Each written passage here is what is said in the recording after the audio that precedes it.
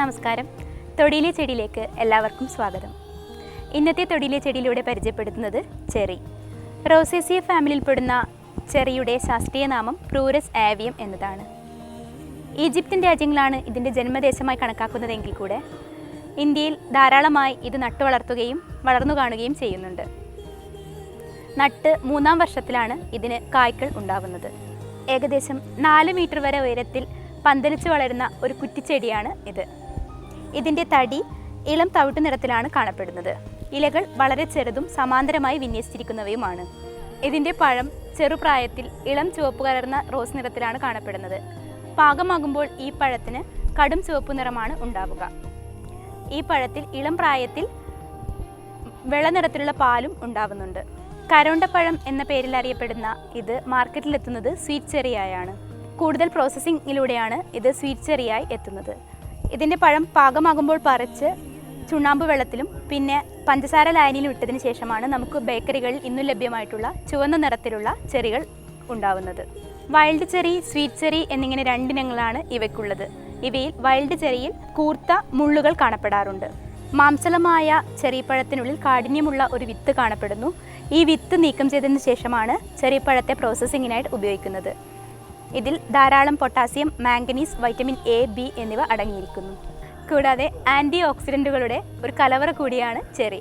ചർമ്മത്തിലെ കറുത്ത പാടുകൾ മാറ്റാനും നിറം വർദ്ധിപ്പിക്കാനും ചെറി ജ്യൂസ് ഉപയോഗിച്ചു വരുന്നു. അതുപോലെ തന്നെ ഹൃദ്രോഗത്തിനുള്ള ഉത്തമ ഔഷധമാണ് ചെറി. തലവേദന, ചെന്നിക്കുത്ത് തുടങ്ങിയ രോഗങ്ങൾക്കും ചെറി ഉപയോഗിച്ചു വരുന്നു. ഓർമ്മശക്തി വർദ്ധിപ്പിക്കാനും രക്തസമ്മർദ്ദത്തെ നിയന്ത്രിക്കാനും കൂടാതെ ക്യാൻസറിന് വരെ പ്രതിരോധിക്കാനും ചെറിക്ക് കഴിവുണ്ട്. ഇത് ദഹനേന്ദ്രിയ ശക്തി വർദ്ധിപ്പിക്കാനുള്ള ഉത്തമ ഔഷധമാണ്. ഇതിൻ്റെ കൂടുതൽ ഔഷധ മൂല്യങ്ങളെക്കുറിച്ച് നമ്മളോട് ഡോക്ടർ CM ശ്രീകൃഷ്ണൻ സംസാരിക്കും.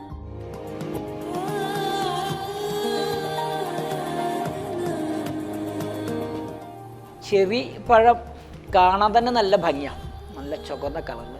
പക്ഷെ അത് അധികം കഴിക്കാൻ പറ്റില്ല, എന്നാൽ കുറേശ്ശെ കഴിച്ചാൽ വളരെ നല്ല ഫലപ്രദം.